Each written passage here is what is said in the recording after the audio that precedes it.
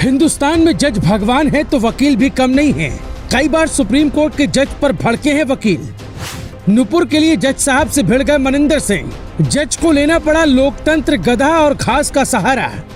Court की अवमानना पर कई बार हो चुका है हंगामा। आपने जॉली एलएलबी में जो देखा वो हकीकत में भी हुआ है। न मैं परमात्मा हूँ न यमराज, मैं वकील हूँ। जो मेरा क्लाइंट कहेगा उसे संविधान के अनुसार सभी कानूनी विकल्प उपलब्ध करवाऊंगा। ये सीनियर वकील एपी सिंह के शब्द हैं। कुछ वकील अपने क्लाइंट का साथ आखिर तक नहीं छोड़ते। आज नूपुर शर्मा को जब सुप्रीम कोर्ट फटकार लगा रहा था तब पूर्व सॉलिसिटर जनरल मनिंदर सिंह भी ऐसे ही मूड में दिखे। जज साहब पर ऐसे भड़के जिसकी उम्मीद किसी को नहीं थी। आपको मनिंदर सिंह की बातें सुनाएं, उससे पहले 5 साल पहले सुप्रीम कोर्ट में जज और वकील के बीच हुए विवाद की वो कहानी सुनिए जो आपका दिमाग खोल कर रख देगी। 5 साल पहले सुप्रीम कोर्ट में जस्टिस अरुण मिश्रा एक मामले की सुनवाई कर रहे थे। तब वकील सूरत सिंह ने उन्हें कहा, आप जिरह का अधिकार नहीं छीन सकते। मैंने ऑक्सफोर्ड यूनिवर्सिटी के स्टूडेंट को भी पढ़ाया है। मुझे 1997 में जज बनने का प्रस्ताव मिला था, लेकिन मैंने खारिज कर दिया था। अगर मैं जज बना होता तो आज आपका सीनियर होता।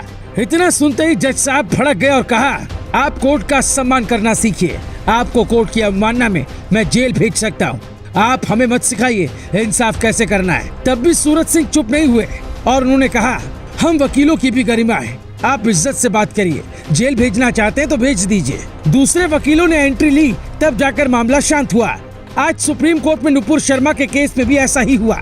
जब अदालत ने कहा कि नूपुर शर्मा ही सारे बवाल की दोषी हैं, उनके एक बयान ने बखेड़ा खड़ा कर दिया तो नूपुर के वकील मनिंदर सिंह भड़क उठे। किसी को उम्मीद नहीं थी कि पूर्व सॉलिसिटर जनरल मनिंदर सिंह जैसे सीनियर वकील आज जज साहब पर ही सख्त टिप्पणी करेंगे। मनिंदर सिंह ने जब कहा कि हमारे मुवक्किल ने तो एंकर के सवाल का जवाब दिया था, फिर जज साहब बोले तो एंकर पर भी एफआईआर होनी चाहिए। इतना सुनते ही मनिंदर सिंह को गुस्सा आ गया। उन्होंने कहा, हुजूर, फिर तो देश में बोलने की ही आजादी खत्म हो जाएगी। अगर कोर्ट की यही राय है तो फिर क्या ही कहना। उसके बाद जज साहब ने कहा कि लोकतंत्र में घास को उगने का अधिकार है और गधा को खाने का।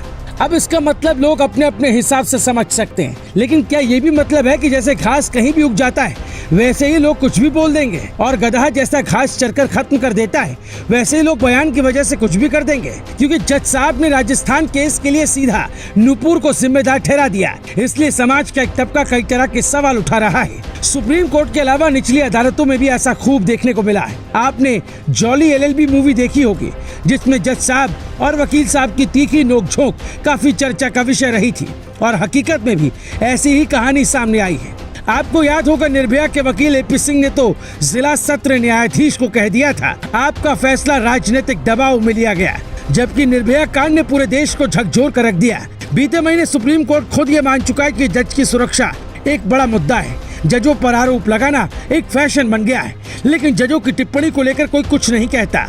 हमारे देश में कोर्ट की अवमानना का खौफ ऐसा है कि व्यक्ति कोर्ट के फैसले पर भी कुछ बोलने से पहले 100 बार सोचता है। भले ही उसे वो फैसला पसंद ना हो, लेकिन मीडिया तो यही कहेगा कि हम कोर्ट के फैसले का सम्मान करते हैं और कोर्ट का फैसला सही से लागू हो, इसके लिए ये डर जरूरी भी है। लेकिन समाज में गलत संदेश देने वाली टिप्पणियों को रोकने का भी कोई रास्ता होना चाहिए। Bureau report, global Bharat TV.